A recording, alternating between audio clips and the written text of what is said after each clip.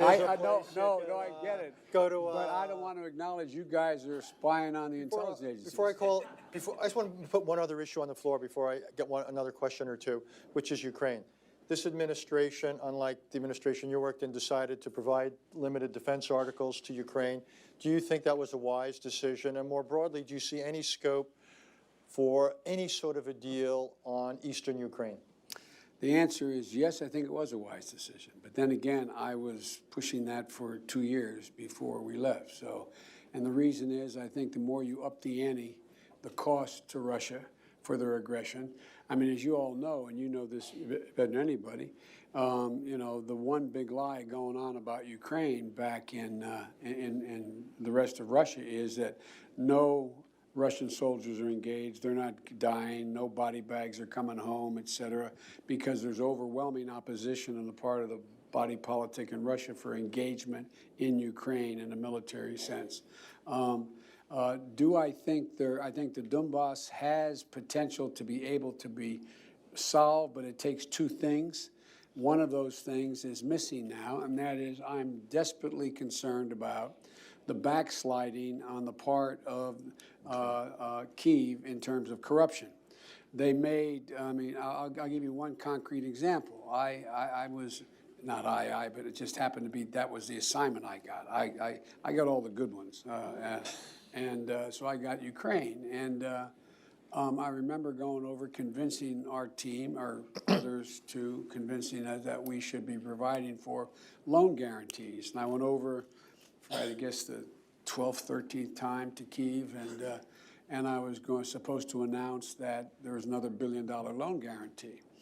And I had gotten a commitment from Poroshenko and from Yatsenyuk that they would take action against the state prosecutor, and they didn't. So they said they were walking out to press conference. I said, no, I said, I'm not going to, we're not going to give you the $1 billion. They said, you have no authority. You're not the president. The president said. I said, call him. I said, I'm telling you, you're not getting the $1 billion. I said, you're not getting the $1 billion. I'm going to be leaving here. And I think it was, what, 6 hours? I looked, I said, I'm leaving in 6 hours. If the prosecutor's not fired, you're not getting the money. Well, son of a bitch. Got fired. And they put in place someone who was solid at the time. Well, there's still, so they made some genuine, substantial changes institutionally and with people. But in one of the three institutions, there's now some backsliding. The courts? Yes. And they had made that commitment that they wouldn't do that. And so when we left, the first thing I spent a lot of time, as did Mike, because this was his territory as well, and people like Charlie Kupchan and Victoria. And anyway, there were a lot of good people we had working on this. We spent a lot of time with Vice President Pence because I was worried that they would make a mistake there would be a sin of omission rather than commission, failing to do certain things or say certain things. And that was at the time when there was an alleged, or there was a grave concern among the foreign policy elite that maybe a deal was made to lift sanctions. Whether that was true or not, but that was the atmosphere right after the election. And so what happened was they did some good things, and they now, what's his name, the guy they have over there? Kurt Volker. Kurt Volker, solid guy. But Kurt, as the best of my knowledge, does not have the authority or the ability to go in and say, you don't straighten this up, you're out of here. Because look, it all gets down to a simple proposition. We spent so much time, as you know, because I went to you for advice. We spent so much time on the phone making sure that everyone from, at the time, Hollande to Renzi to wouldn't walk away. They wanted no part of these sanctions on Russia. It had an impact on them. It was basically, you got to do that. And thank God Merkel was strong enough at the time to reluctantly, she didn't like it either, to stand with us. But always worked in Kyiv is I said, look, it's a simple proposition.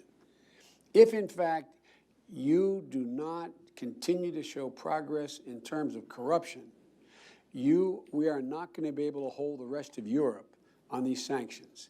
And Russia is not going to roll across the inner line here and take over the rest of the country with their tanks. What they're going to do is they're going to take your economy down. You're going to be absolutely buried, and you're going to be done. And that's when it all goes to hell. But the best of my knowledge, and I have,